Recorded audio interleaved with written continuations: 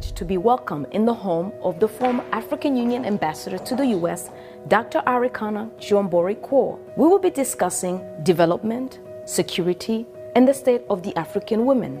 Welcome to the conversation. IMF, World Bank, all other institutions, they make African countries jump through hoops. Loans will never be able to pay. The US, when they borrow money, they're getting it in 1.5, 1.9 interest rate. Africans, when they get the same amount of money, they're paying 9, 10%. The people who don't need a break, they get a break. The ones who need a break, they don't get a break. The sheer survival of the World Bank, IMF, is based on the fact that African countries and many other developing countries do not succeed. Their success is based on our failure. That has to change. And guess who can make that change? We, the children of Africa, we, the Africans, are the ones who have to say, we know your game now. Enough is enough. We're not playing it anymore. And this is where the diaspora come in. There are more Ghanaian doctors in New York City than in the entire country of Ghana. There are more Nigerian doctors in LA than in the entire country of Nigeria. So let's be serious here. What Africa needs is capacity, capacity, capacity. And that capacity is in the diaspora. So it behooves us to bring the diaspora together. Let them understand what is really going on in our Africa. Diaspora are not going home. Diaspora are angry about Africa because they are not understanding the root cause of why Africa is where it is today. They think getting rid of a president will take care of the problem. Far from it.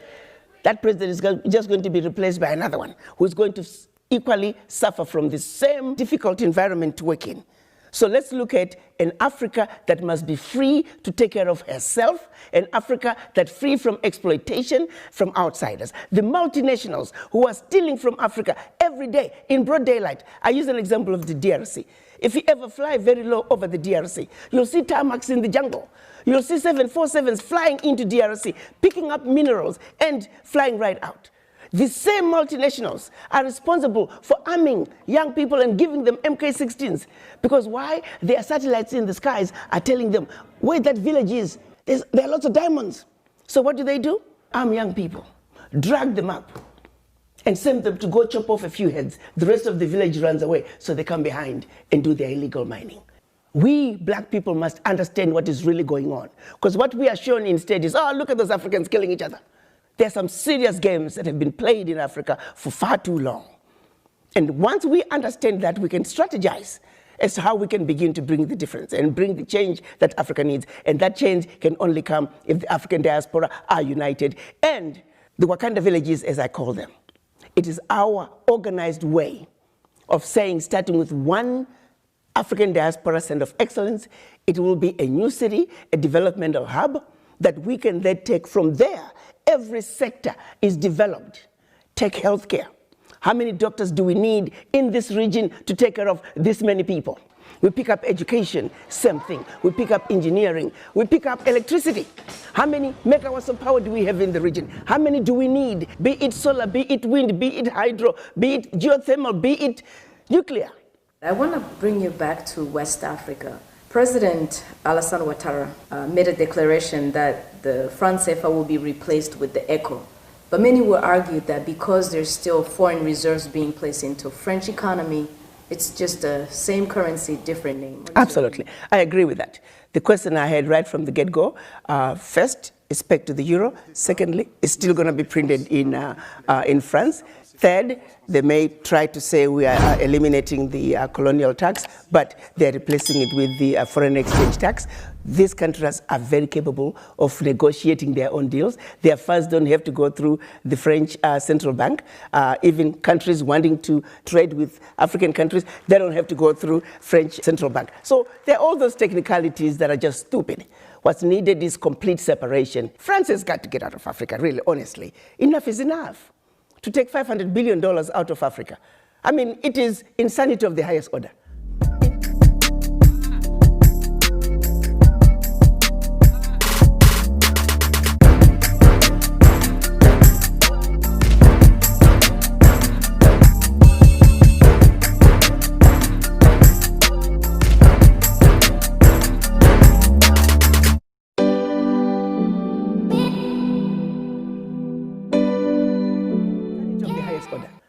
In countries that are supposedly poor, and making those countries fund French education, French healthcare system, create jobs for French youth while we are struggling in our country. It's no longer sustainable. President Macron needs to wake up and smell the coffee. And the African youth are the ones he's going to have to deal with. The African youth are not taking it anymore. They want what belongs to them. Financial institutions, them too. If I had my way, all the African heads of states should stop paying back any loans that were given by IMF and World Bank. Those loans have been paid gazillion times over.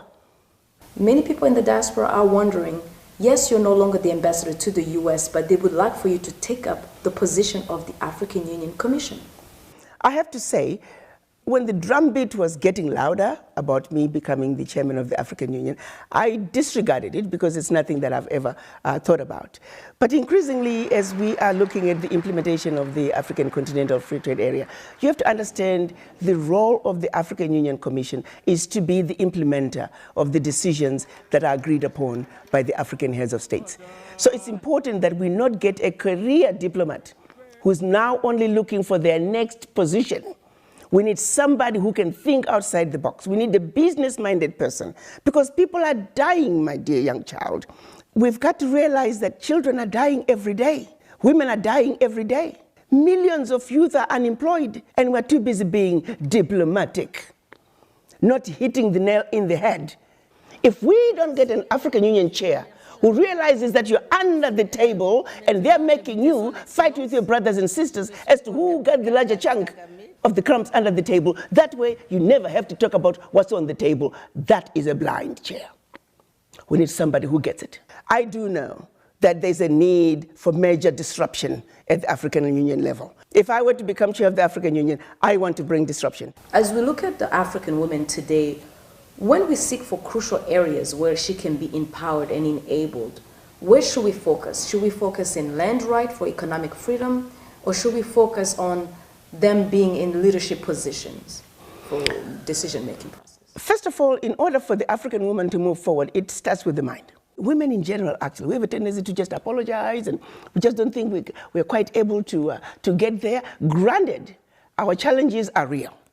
Let's make a commitment to say we will succeed. Nobody is superior to us. We will get the job done. Let's find strength within each other that we are going to take care of ourselves. We're taking care of our neighborhoods, we're taking care of our homes, we're taking care of our Mother Africa. That commitment and that change of mindset, once we have the change of mindset, the game is over. Because you can take me wherever you take me. If my mind is in the right place, there's nothing you can do to me. There are no games you can play with me. On that very point, what is your view on gender equality, in the African context especially? In African culture, we, the women, have always ruled.